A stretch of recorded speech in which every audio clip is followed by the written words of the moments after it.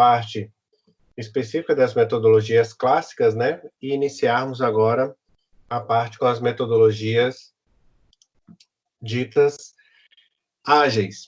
Aqui na questão 32, nós encerramos essa primeira parte em que a gente corrigiu aquilo que eu não havia feito ainda com vocês, que é a correção das questões objetivas. As questões abertas, nós já resolvemos em sala de aula, né?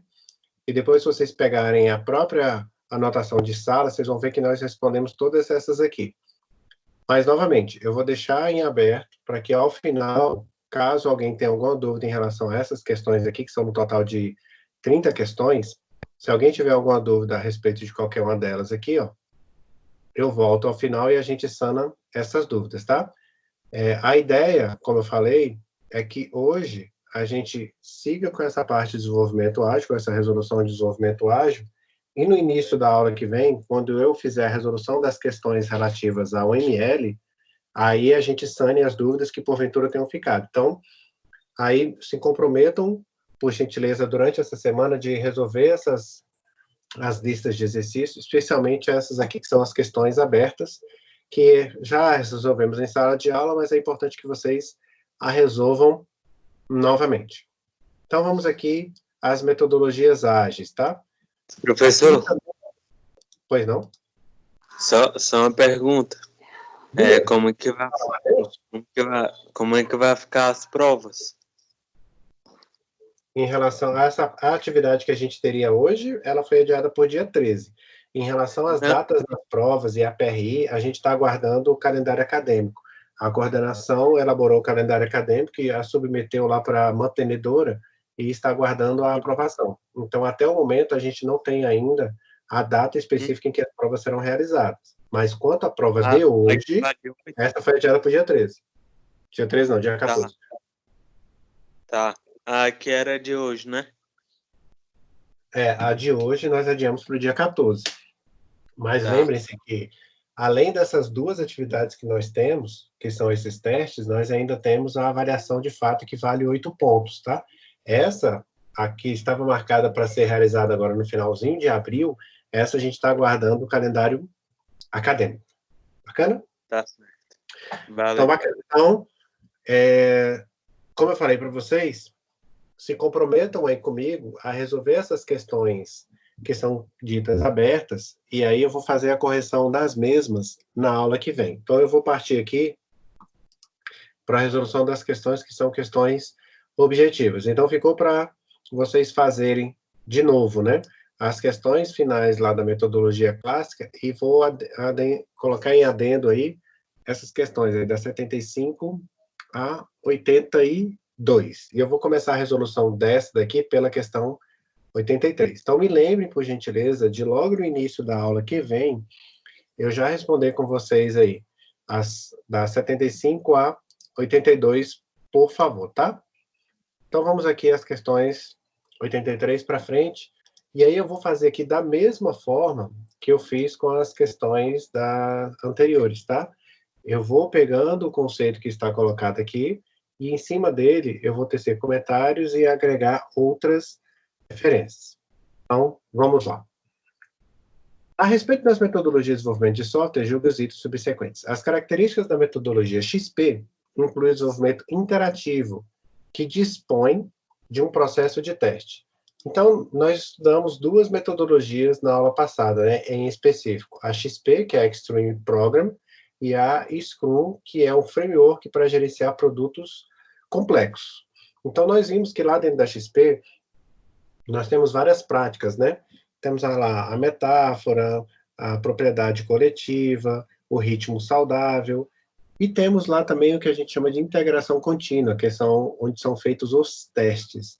Então, na integração contínua, você faz a validação do seu código em referente aos demais componentes do sistema a todo momento. Então, está certinho essa abordagem. A XP, ela tem um desenvolvimento interativo e ela dispõe de um processo de teste, que a gente chama de prática de integração contínua. Bacana? Então, corretinha essa questão aí. Vamos para a questão 84. Então, a XP, aliás, a respeito das metodologias de desenvolvimento, Na metodologia XP, Extreme Program, em que todos os requisitos são expressos como cenários, deve-se aguardar, após a conclusão das tarefas, ciclos de 180 dias para a publicação de grandes releases de software. Então, aqui nós temos dois erros. Primeiro, quando a gente trata de Extreme Program, a gente tem que lembrar que nós temos lá os 4 valores, né? E temos lá as 12 práticas. Então, isso é que é importante dentro da XP, da gente lembrar, né? Das 12 práticas e dos seus valores. A gente tem uma parte específica da XP, vou até colocar um desenho aqui, ó, que se refere exatamente ao desenvolvimento e à sua execução. Tá? A figura aqui ela não é muito, como é que se fala, não tem uma resolução muito boa, mas acho que dá para entender. Deixa eu procurar se eu tenho outra figura dessa daí com a resolução um pouco melhor. Bom, então tá aí. Então, eu tenho dentro da minha XP um conceito que é o conceito de histórias com E, tá? Que são os meus cartões, são os meus requisitos. E dentro da XP, eu trabalho com um conceito, com uma prática que se chama small releases, ou entregas simples e pequenas, de maneira com que eu consiga fazer a integração entre elas. Então, não há que se falar na XP, primeiramente, não há que se falar em ciclos de 180 dias, e não há que se falar também em que eu tenho que entregar várias vertentes do meu software de uma vez só. A ideia não é essa. A ideia é que eu tenha, dentro de um desenvolvimento de software, uma especificação de como é que ele vai ser, e depois a entrega em pequenas partes. Lembrando que uma das práticas que eu tenho, relativo a também a um dos valores, é a simplicidade. Então, o small releases, que está aqui no finalzinho, ó, ele se refere exatamente a isso. Por isso, essa questão aqui, ó, ela está errada. Primeiro, que aqui ele fala de grandes releases de software. E segundo, porque ele fala aqui de um ciclo de tempo de 180 dias. Não existe isso, tá? Dentro da XP, não existe esse cenário aqui. Sim, essa segunda parte da aula nós estamos gravando. Ela é dividida também, né? Igual a gente fez na aula passada. Então, a gente iniciou essa gravação aqui exatamente pela questão de métodos ágeis, tá? A questão 83. Então, sim, ela vai ser disponibilizada para vocês. Questão 85. Com relação às metodologias ágeis, né, tais como a XP, a Scrum, a UP, tá? A Unified Process, que depois foi comprada pela IBM e virou a OpenApp, é também um método ágil, tá, galera? Na FAC-Senac, a gente só estuda as principais ferramentas ágeis no mercado, que são a XP e a Scrum. Especificamente a Scrum, que tem como base a XP.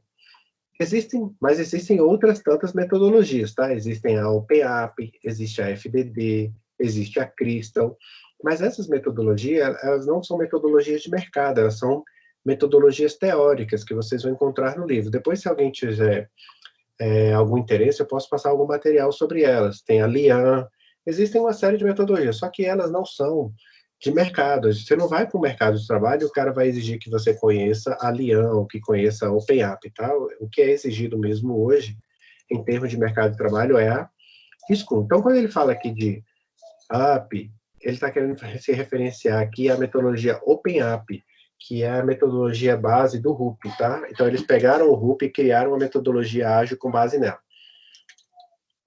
Então, vamos aqui. A padronização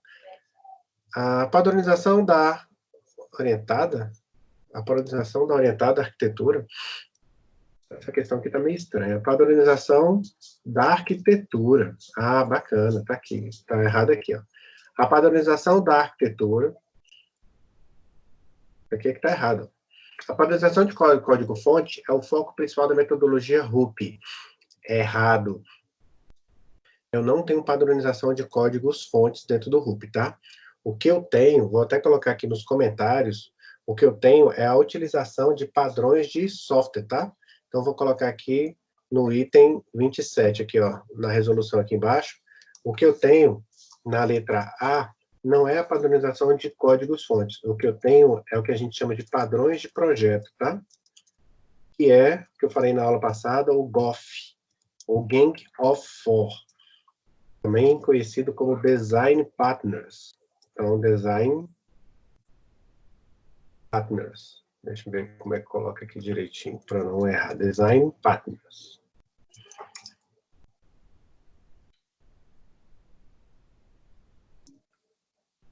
É com... Ah, não, são com dois T's. Então, Designer Partners. Então, é isso aí. Depois, se vocês derem uma procurada, vocês vão ver que existe na literatura, no desenvolvimento de software, que a gente chama de padrões de projeto. Então, o RUP, assim como a XP, assim como o Scrum, eles priorizam o desenvolvimento de software por meio de padrões de projeto, tá? Então, a letra A, o que ela está querendo se referenciar aí, não é o padrão de códigos-fontes, mas sim a padronização de projetos, que a gente chama de design partners. Então, a letra A está errada por conta disso. Depois dê uma procurada lá no que eu falei sobre o GOF, tá? Letra B. As metodologias ágeis são focadas no produto, sendo caracterizadas pela ausência de modelo de dados, ausência de diagrama de classes e ausência de documentação de código-fonte. É errado. Não há que se falar nos métodos ágeis de abolição da documentação. O que se fala lá na parte de manifesto ágil é que é preferível ter um software funcionando do que uma documentação completa em relação a ele, tá? Então, essa questão aí, tá colocando para vocês conceitos acerca lá do manifesto ágil, que é o que deu ensejo a todo esse desenvolvimento que a gente tem hoje com a Scrum e com a XP. Então, lá no manifesto ágil, logo lá quando você entra, ele tem lá dizendo que é muito melhor você ter um software em funcionamento do que uma documentação abrangente, mas isso não quer dizer que você vai abolir a documentação. E essa documentação inclui um modelo de entidade de relacionamento, ele inclui um diagrama de classe, um diagrama de caso de uso e assim por diante. Então, quando falar em metodologia ágil, não quer dizer que você não tenha documentação. Quer dizer que você tem que ter uma documentação suficiente para que você consiga validar e obter e validar os seus requisitos, tá? C. Deixa eu ver aqui se tem alguma outra dúvida. Bacana. O primeiro A seria da questão, exatamente. Esse A aqui é do item aqui, né? É porque como se tivesse um tracinho aqui. Então, bacana. Letra C. A metodologia RUP, fundamentada em um projeto preditivo com foco no planejamento futuro, realiza a entrega de software executável na mesma dinâmica das metodologias ágeis. É errado. O RUP é uma metodologia, na verdade, é um processo de desenvolvimento de software que inclui uma metodologia dentro dele, mas é uma metodologia conhecida como uma metodologia rígida em relação à sua documentação. Ela não usa o preceito das metodologias ágeis, tá? O que existe em relação ao RUP, o que foi criado é o Open Up, o processo unificado aberto, tá? Mas não é o RUP, é uma outra metodologia. Os métodos ágeis podem ser classificados como métodos adaptativos à necessidade de desenvolvimento de software, pois mudam conforme a necessidade do projeto, diferentemente das metodologias tradicionais. Perfeito, é essa daí. Lembrando que uma metodologia ágil, ela não é preconizada por ser uma entrega mais rápida, tá? A ideia não é essa. A ideia de um desenvolvimento ágil de software não é que ele é entregar mais rápido. A ideia é que se adapte melhor às mudanças. Aqui eu vou fazer aquela analogia que eu fiz na viagem de carro, né? Você está fazendo uma viagem de carro, uma viagem, por exemplo, daqui lá para o Mato Grosso. Você chega em um determinado momento ali em Cristalina, há uma barreira. Então você não consegue passar pela estrada porque a estrada teve um problema de rachadura ali. Então o que você faz? Se você está numa metodologia cascata, vamos imaginar que essa viagem tenha sido planejada no método clássico, o que você faz? Você volta a Brasília e replaneja a sua viagem seguindo agora por outro caminho. Então, você volta até o estágio inicial e planeja de novo. Se você está desenvolvendo essa viagem seguindo o método ágil, lá em Cristalina mesmo, você vai procurar caminhos alternativos, vai fazer uma mudança de planificação em relação à sua viagem e vai seguir a viagem a partir dali.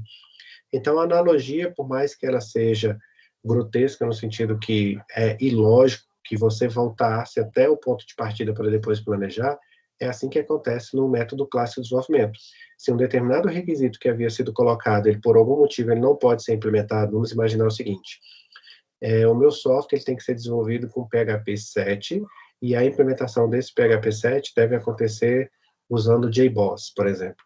Aí você começa a desenvolver o seu software e lá na frente você descobre que o JBoss não é compatível com PHP. Na verdade, você teria que usar, por exemplo, o Apache.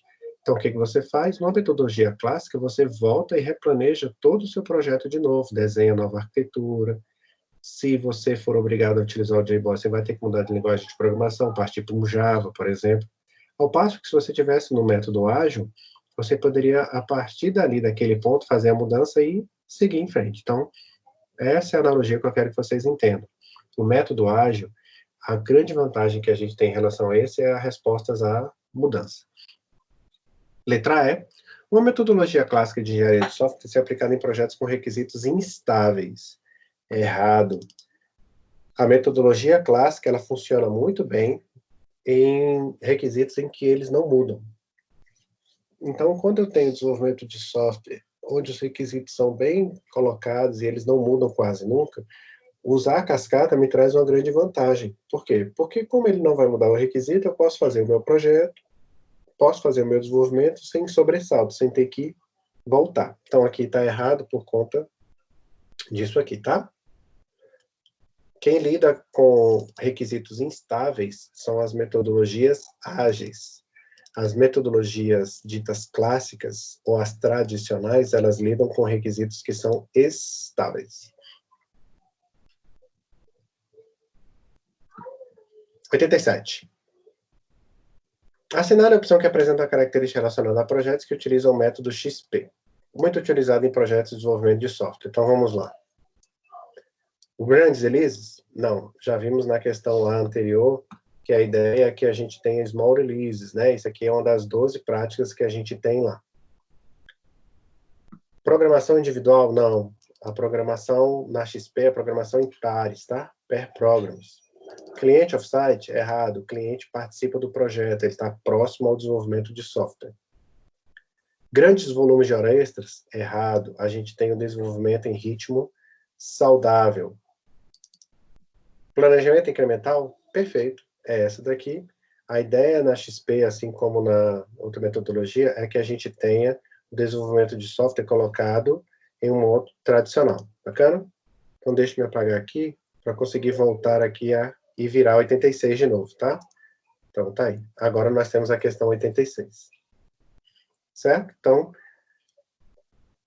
na hora que eu cliquei lá, ele gerou, pulou um número, tá? Então, a questão 85 é a letra D, de dado, e a questão 86 é a letra E, de elefante. 87? Ah, você quer dizer a 86, né? Aqui eu havia colocado aqui, criado o número, repito. Sem problema. Então, vamos lá. A XP, ela tem 12 práticas, tá? Então, quais são as 12 práticas da XP? O desenvolvimento orientado a teste, a questão relativa a ritmo saudável. Então, dentro da XP, eu tenho uma série de práticas que vão desde desenvolvimento do software, como é que ele deve ser colocado, até o desenvolvimento desse software. Tá? Então, eu parto da premissa em que, dentro de um desenvolvimento de software, eu vou seguir, utilizando a XP, lógico, essas 12 práticas aqui, ó. Propriedade coletiva, teste de integração, teste de aceitação, metáfora, small release. Então, esse aqui, ó, são as minhas práticas que eu tenho dentro da XP. Então, essas práticas aqui, aliadas ao que a gente tem em uma fase, se a gente pudesse colocar dessa forma, então vou colocar aqui do lado as fases da XP. Se a gente pudesse colocar a XP sobre esses dois pontos de vista aqui, ó, nós temos de um lado as práticas e do outro lado o modelo que é gerenciado para essas práticas, tá? Então, deixa eu aumentar aqui para ficar mais visível para vocês. Então, olha só. Opa. Então, eu tenho aqui as práticas e eu tenho aqui, ó, como é que o modelo trabalha em relação a Extreme Program, tá? Então, dentro das minhas práticas, eu tenho pequenas versões, então não há que se falar em desenvolvimento em grandes versões, porque eu quero que seja simples.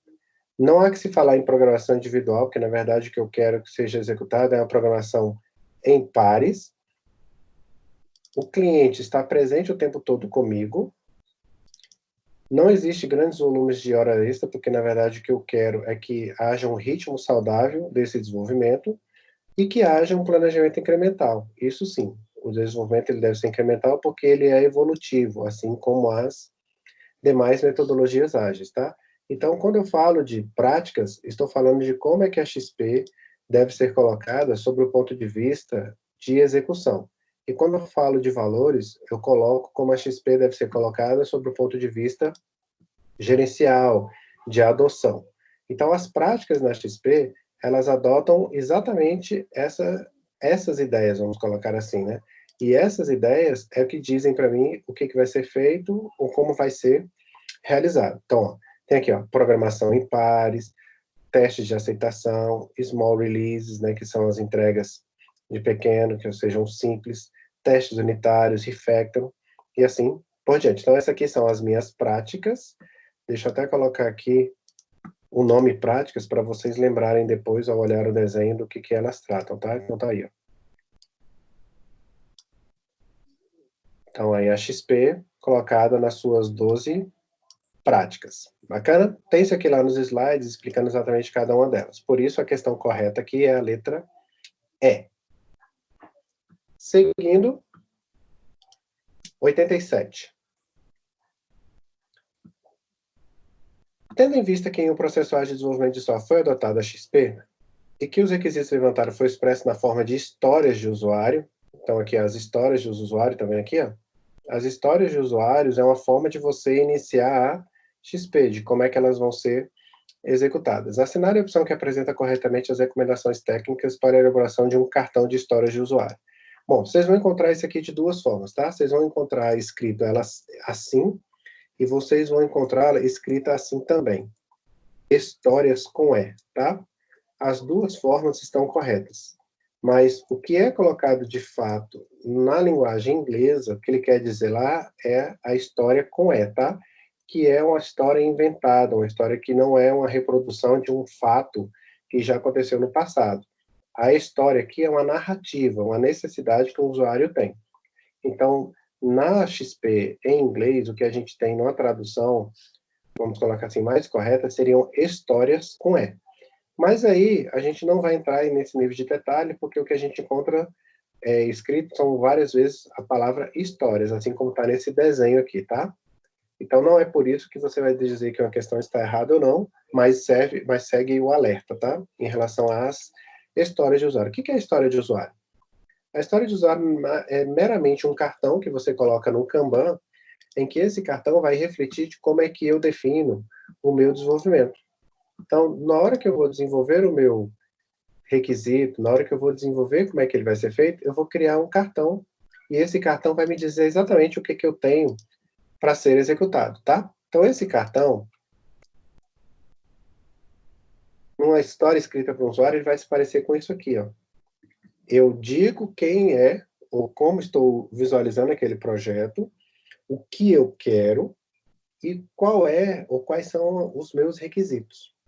Então, na hora que eu escrevo um cartão de usuário, um story card, ou na hora que eu coloco num Kanban, lá no Trello, né? Porque hoje a gente não faz mais assim no papel, né? A gente faz hoje o uso por meio do Trello, que é aquela ferramenta que eu mostrei para vocês de gerenciar o meu Kanban. Então, na hora que eu faço isso aqui, ó, que eu coloco o meu cartão, eu tenho que colocar isso na primeira pessoa. Então, é assim, eu, como médico, quero saber quantos pacientes eu atendo durante um dia. Então, na hora que eu escrevo um cartão, eu escrevo na primeira pessoa, colocando qual é o problema a ser resolvido e como esse problema vai ser... Aliás, qual é o problema e como é que esse problema vai ser resolvido. Então, aqui eu vou ter 5 formas de elaborar esse cartão. Então, vamos a elas. Então, a primeira forma é, como um professor, tal qual um professor, eu quero calcular as médias dos meus alunos de modo com que eu possa identificar quais são os aprovados. Então, está aqui, ó. Um cartão é exatamente isso aqui, ó. Ele mostra o que eu quero, quem sou eu e como é que eu vou resolver esse problema. Então, a letra A, já de cara, é a minha resposta correta. Mas por que é importante essa questão aqui? Porque ela permite com que a gente visualize a XP como uma coisa bem simples de ser realizada. Esse cartão aqui, ó, ele exemplifica o nosso capítulo 2 em relação ao projeto interdisciplinar, que lá são os requisitos funcionais. Eu quero cadastrar o usuário de maneira que eu saiba o seu nome, seu telefone e seu e-mail. Pronto, você já tem um cartão de usuário, você já tem uma especificação de um requisito. Bacana? As outras alternativas vão se referenciar a aspectos técnicos de como é que eu vou ter essa minha nota. Ela vai se referenciar a questão na terceira pessoa, né? O sistema deve calcular alguma coisa. Num ponto de vista que não é o do usuário, ó, como analista de requisitos, eu gostaria que tal coisa acontecesse. Ou ele vai colocar coisas que são mais técnicas, não. Como professor, eu preciso de releases semanais de funcionalidade, mesmo que elas possam ser refatoradas posteriormente. Aqui não fala de um requisito, aqui fala de uma ideia do como é que eu quero que o meu projeto siga, tá? Então, cartão de usuário, fixem isso aqui, ó. Quem sou eu? Qual é a minha necessidade? E como é que eu a resolvo, né? Como é que eu vou me dar-la por satisfeito? Tem um site que explica bem isso aqui, eu vou até colocar o link aqui para vocês, para depois vocês darem uma pesquisada. Então, aqui é o que nós temos em comum, né, entre a XP e a Scrum. É um artigo bem interessante, na verdade, eu acho que é um blog. É um blog bem interessante da forma que ele coloca aí algumas coisas, ele faz até um link com o Manifesto Ágil, tem a figurinha aí da XP. É um link é interessante depois de vocês acessarem. Bacana? Então, o desenvolvimento de um sistema onde se segue uma linha de desenvolvimento ágil, o meu cartão simplesmente ele traz isso aí. Sim, eu posso dizer que sim. Quem escreve isso aqui, na verdade, é o meu analista de requisitos, mas isso não impede do meu desenvolvedor também reconhecer esse cartão aqui para desenvolver uma funcionalidade, tá? Isso não é impeditivo.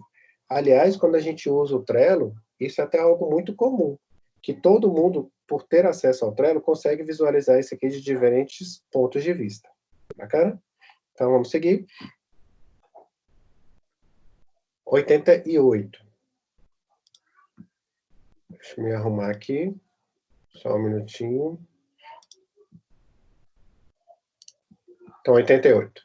Um dos fundamentos do desenvolvimento ágil de software é o Manifesto Ágil. Já falamos sobre isso aqui. Inclusive, tem um site, né, que, entre outros princípios, estabelece que pessoas ligadas ao negócio do desenvolvedor devem trabalhar separadamente.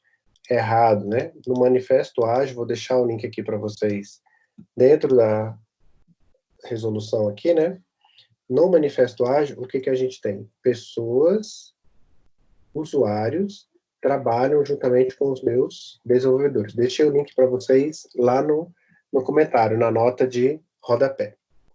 Acatar as mudanças de requisitos, então ela está errada, tá? Elas não devem trabalhar separadamente, elas devem trabalhar juntas.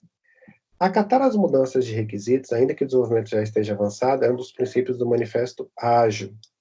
Então, pois bem, na hora que eu tenho o desenvolvimento de um projeto, ainda que eu esteja lá na fase já de entrega da minha tela, que porventura tenha tido alguma alteração, eu recrio o meu plano a partir dali. Lembra daquela analogia da viagem?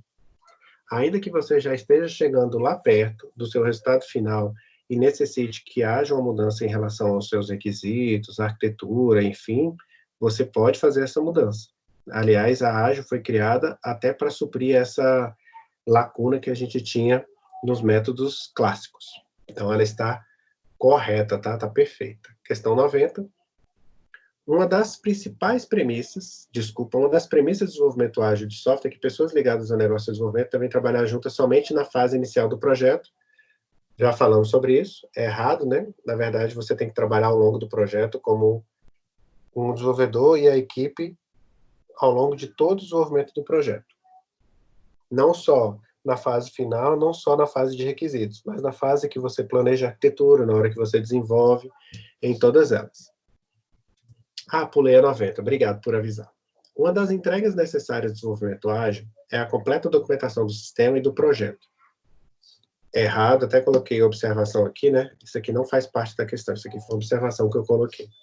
Então, não é porque você tem um método ágil que você vai trabalhar especificamente em relação a ele com toda a documentação. Você só vai ter a documentação que é estritamente necessária para que você desenvolva o seu projeto, tá? Então, dentro do desenvolvimento em que a gente segue a XP, ou que a gente tenha a XP como referência, nós não vamos desenvolver toda a documentação. A gente vai desenvolver somente a documentação que é necessária. E dentro da XP, essa documentação é feita por meio de comentários, tá? É realizada por meio de comentários. Então, dentro da XP, a documentação do meu software encontra-se dentro do mesmo software, dentro do próprio código-fonte. 92. Metodologias de desenvolvimento ágil enfocam a atividade de projeto e implementação, desconsiderando as atividades de elicitação de requisitos e produção de documentação. Novamente errado, e aí é bem fácil, porque já falamos que todas as metodologias, e vocês estão vendo que agora as questões passam até a ser repetitivas, né? Repetitivas. Toda metodologia, ela depende de ter um requisito, ela depende de possuir ou de saber as necessidades do meu cliente, tá? E ela não desconsidera a produção de documentação. O que ela preconiza é que você tenha uma documentação suficiente para você poder obter e validar os seus requisitos. Então, não há que se falar no método ágil de abolir os meus requisitos, não há que se falar do método ágil de abolir a minha documentação. Nem tanto ao céu, nem tanto ao mar. Documentação necessária e suficiente para eu gerenciar o meu projeto e requisitos sempre necessários. A 91 ela está errada, né? Porque ela não deve trabalhar somente junta na fase inicial, mas ela deve estar junta durante todo o desenvolvimento do meu projeto. A 89 também, deixa eu ver aqui. Acatar as mudanças, sim, a 89 está certo. 93. O método ágil Scrum não deve ser utilizado junto com o XP no desenvolvimento de software, já que os dois são incompatíveis, porque o Scrum foca no planejamento e gerenciamento em projetos, enquanto a XP é mais voltada para a parte técnica do desenvolvimento e implementação. É errado. Por quê? A Scrum, ela é utilizada ou utiliza como referência os princípios, as práticas e os valores da XP. Então, a gente pode utilizar sem problema algum a Scrum juntamente com a XP. Sobre qual ponto de vista? Sobre o ponto de vista prático, a Scrum vai determinar as minhas fases, que são lá o Product Backlog, a Sprint Backlog, a Sprint e a entrega. Enquanto na XP eu vou ter as práticas relacionadas a ela. Então, a programação em pares, a questão de small releases, a integração contínua, os testes feitos, os testes unitários e assim por diante. Então, as duas coisas elas podem andar juntas. Então, ela está errada por conta disso. Elas não são incompatíveis. Na verdade, eu posso trabalhar tranquilamente em relação às duas. 94. Uma das práticas do método XP é a metáfora, que guia todo o desenvolvimento e serve como orientação para as decisões arquiteturais. Bom, é errada. Por quê? A metáfora é, sim, uma das práticas da XP. Só que ela não lida com aspectos arquiteturais do meu sistema. A metáfora é só uma forma de você explicar algo muito técnico para alguém que não é técnico entender da mesma forma que você. Eu até coloquei a analogia de você ir ao médico e o médico começar a colocar para você uma série de nomes em que você não vai entender direito o que ele está falando. Quando se usa a metáfora, o que se espera é que a equipe técnica consiga conversar com você da mesma forma que você consegue conversar com outro usuário. Ou seja, obter os requisitos para que todo mundo fale a mesma língua. Tá? Então, ela não orienta a decisão arquitetural. Longe disso. 95. Assim como prescrito no modelo CMMI, o método ágil XP deve ser institucionalizado, isto é, deve haver formalização do processo a ser seguido por uma organização.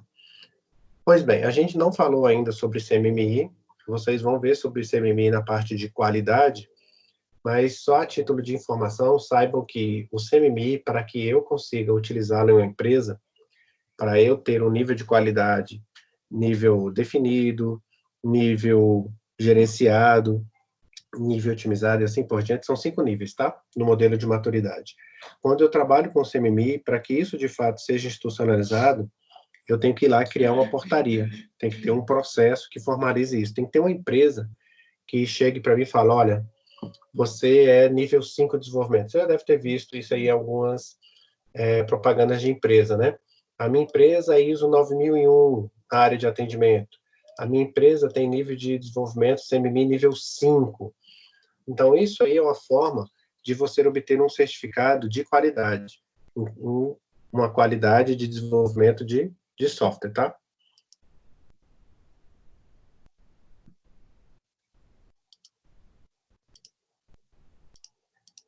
Assim como prescrito no modelo CMMI, então perfeito. No CMMI eu preciso de certificação e no Ágil eu não preciso, por isso a questão está errada. 95, 96, desculpa, deixa eu quebrar a página aqui.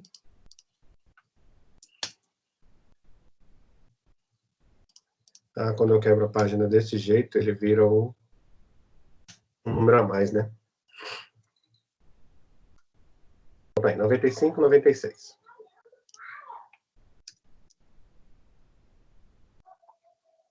Pequenas equipes de trabalho são organizadas de modo a maximizar a comunicação, minimizar a supervisão e maximizar o compartilhamento de conhecimento tácito informal. Estou falando de que metodologia? Então, eu quero desenvolver um produto em que eu tenha trabalhos com pequenas equipes, organizadas de modo a maximizar a comunicação e minimizar a supervisão. Isso aqui quer dizer equipes auto-organizáveis, tá? Essa frase aqui, toda ela poderia ser substituída por equipe auto-organizáveis.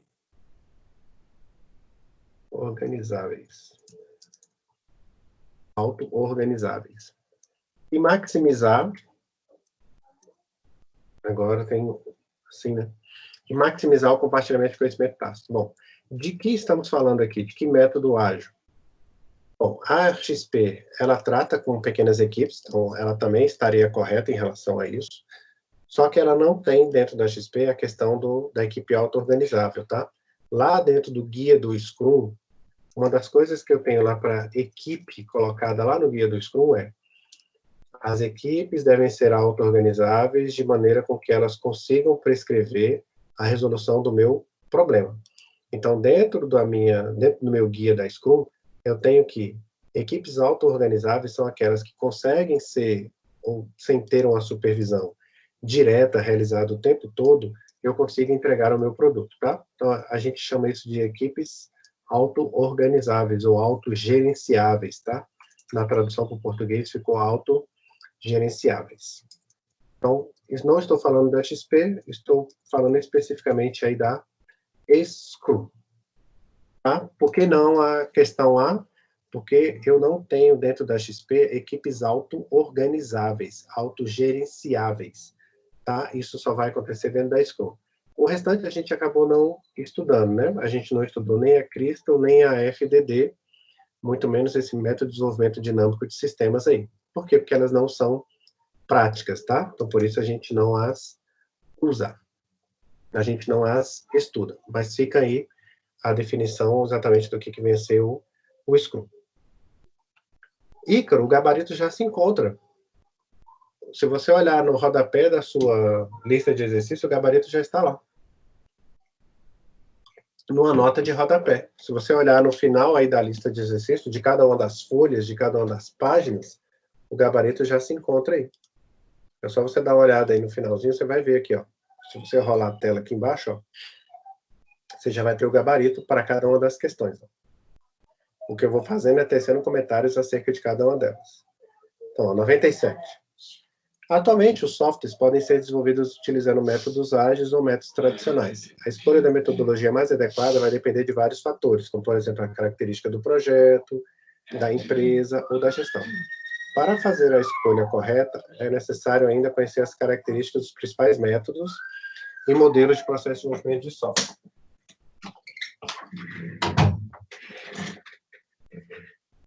Desculpa. Como, por exemplo, a característica de projeto da empresa ou da gestão. Para fazer a escolha correta, é necessário ainda conhecer as características dos principais métodos e modelos. Sobre esses métodos e modelos de processo, é correto afirmar que Então, vamos lá a cada um dos itens. As metodologias ágeis são indicadas principalmente em casos que os requisitos são bem compreendidos e provavelmente não sofrerão grandes alterações. Errado. As metodologias ágeis são utilizadas justamente quando eu tenho requisitos instáveis, quando eles mudam frequentemente, tá? Então, é errado falar que... Opa, aqui seria a letra D, né? Então, é errado falar que as metodologias ágeis, elas são utilizadas ou quando eu tenho requisitos que são estáveis. Elas foram criadas justamente para suprir essa necessidade, né? Exatamente quando eu tenho requisitos que mudam o tempo todo. Os diagramas de caso de uso da OML são utilizados intensamente na fase de elaboração do Rational Unified Process, do RUP, para criar um modelo de requisitos para o meu sistema. Perfeito, é exatamente isso. Se quiserem anotar aí, a OML, desculpa, o RUP, ele é baseado, orientado, né? É baseado em arquitetura, orientado à arquitetura e baseado em casos de uso. Baseado em casos de uso e orientada à arquitetura. Então, quando se fala de RUP, a gente tem essas duas vertentes aqui, tá? A orientação na base da arquitetura e a sua relação com caso de uso. Então, ele é baseado em casos de uso e orientada à arquitetura. Aqui, ó, a letra D, orientada à arquitetura. Então, esse item aqui está correto. No modelo em cascata, os testes são desenvolvidos paralelamente aos requisitos. É errado, os testes são executados após a sua implementação do código. No RUP, o cliente participa do processo de desenvolvimento discutindo cenários com a equipe para gerar cartões de histórias. Isso não é RUP, cartões de histórias. Lembra que eu falei da letrinha E lá, de histórias com a letrinha E? Isso aqui é a XP.